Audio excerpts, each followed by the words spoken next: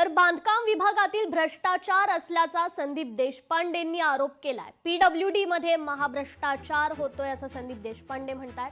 योजना राबवायला सरकारकडे पैसे नाहीत, पण योजनेच्या नावावर अधिकारी मात्र गब्बर झालेले आहेत। मनसेच्या संदीप देशपांडेंनी हा आरोप लगावलाय।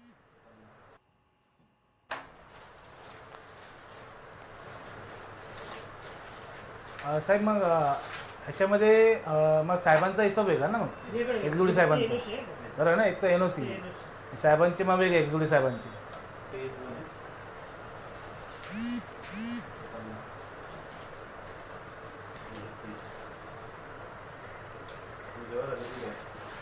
जो शासनाकडनं निधी आणायचा आहे त्या निधीची टक्केवारी ही आधीच कंत्राटदाराकडनं गोळा केली जाते आणि त्यामध्ये तो आपल्याला सांगताना दिसतोय की जी एलओसीची जी टक्केवारी आहे त्याच्यामध्ये 2,80,000 रुपये तो घेताना आपल्याला दिसतोय।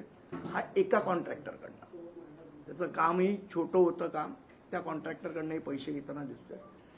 अशा अनेक कॉन्ट्रॅक्टरकडनं हे पैसे या अभियंत्यांकडनं जमा केले जातात। फक्त निधी आणायचे।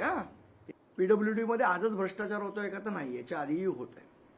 पण ज्या भ्रष्टाचाराची पातळी ही भयावह पद्धतीने, राक्षसी पद्धतीने वाढत चालली आहे। 2.5-3 वर्षामध्ये जे पीडब्ल्यूडी मध्ये विशेषतः टेंडरच्या माध्यमातून जे व्यवहार होत होते ह्याचा आम्ही तक्रार केली होती।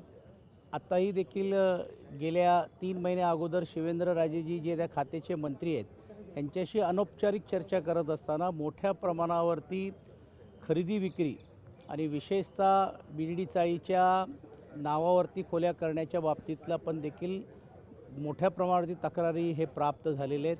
अनेक अधिकारी या पद्धतीने हे वापर करतायत, गैरप्रकार करतायत आणि तुम्ही बघितलं असेल की पीडब्ल्यूडीच्या कार्यालयामध्येच अशा प्रकारचे व्यवहार होतात, विसावामध्ये अशा प्रकारचे व्यवहार होतात। ही तक्रार वारंवार दिल्यानंतर पण देखील दखल घेतली गेली नाही आहे।